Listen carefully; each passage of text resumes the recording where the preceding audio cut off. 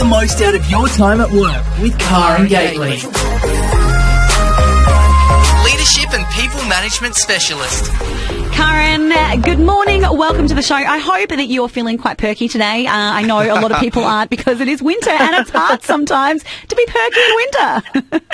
Good morning. Yes, well, I'm in quite a good space, so hopefully that will help some of those who may Translate. not be. Exactly. But look, it can be an especially difficult time of the year, to drag ourselves out of bed, get out into the cold, assuming that it is cold. Yeah.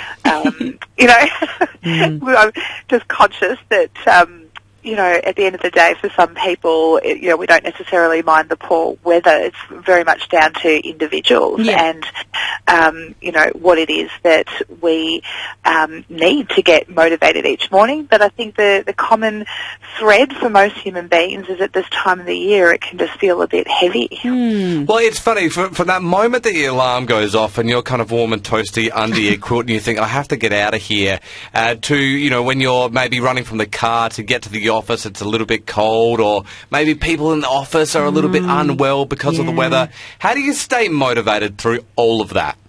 Yeah, absolutely. So, again, it's about understanding what I'm working towards through this period. There's no magic formula. It's really about being motivated, or focused, should I say, on what are those goals, those things that I'm trying to achieve. So one of the things I'd see people, for example, use to be motivated is to focus on this time to, rather than falling into the temptation of slowing down our exercise levels.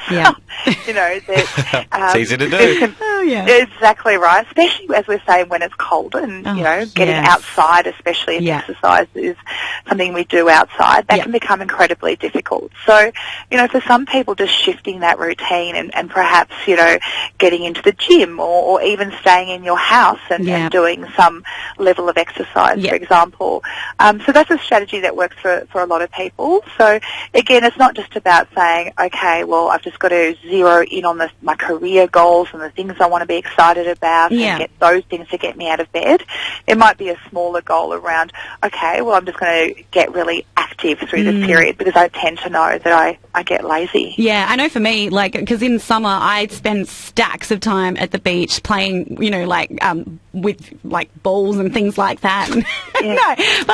Stop laughing. That's what I'm very active in summer. Damon. I'm here. I'm back. But in winter, I've kind of, because it's so cold and stuff outside, I kind of switched to doing indoor yoga. And I realise that I'm not going to be as fit as I am in summer, but as long as I'm doing something to keep it going, I feel good about myself. Is that a good way to look at it? Yeah, absolutely right. Absolutely right. You're moving. You are, for a start, yoga's fantastic for us, isn't it? So it doesn't always have to be the same type of activity, the same level of intensity. It's still good for our mind, good for our bodies, good for our stress levels. Playing with balls always perks me up as well, but it's for sure. Me too. Deal with what you can. Karen, we in this building, we use a lot of music, but we're a radio station, so I guess that makes sense. But in our office, we always have the radio on. We're always singing along. Is that something that is helpful in a workplace, or is that just distracting? Well, it very much depends on who you are. Again, as I said at the start, it depends on your version of reality and how you're feeling through this season. And, for some people, having music on can absolutely be uplifting. For other people, it can be really draining. My husband immediately, comes to mind, and, I remember him just going around the twist because people would play the same songs all day, So, we have great variety here, though. We do. Well, so exactly. You'd certainly hope so, wouldn't you? But again, for most people, music does energise. We just need to be careful with the type of music. If you want to play death metal in the office, might not be the most popular move. What about, is it okay to pop on a pair of headphones in a shared workspace?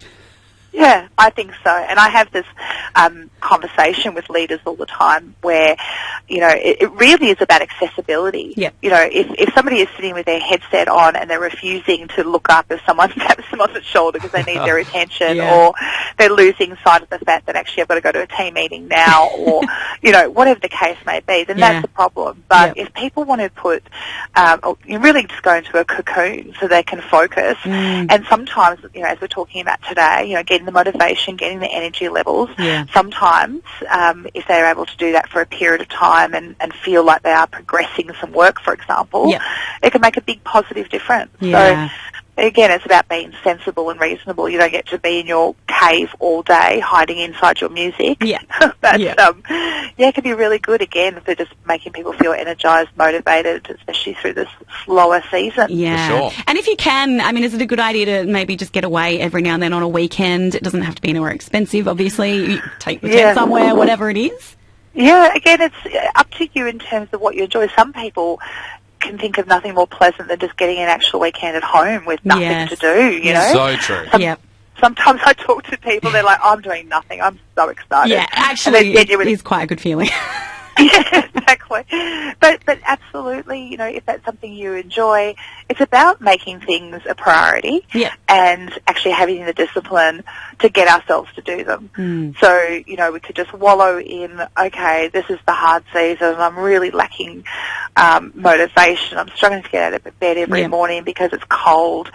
We can wallow in that mindset space, or we can say, okay, what are the things that tend to get me up and about? And if getting away on the weekend and again, whether that's into nature or spending time with my friends, depending on the person I am, that can certainly make that the winter blues easier to deal with, or a little lighter to carry. Yeah.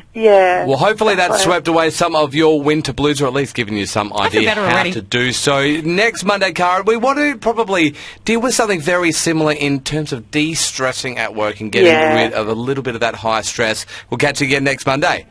Thanks, guys.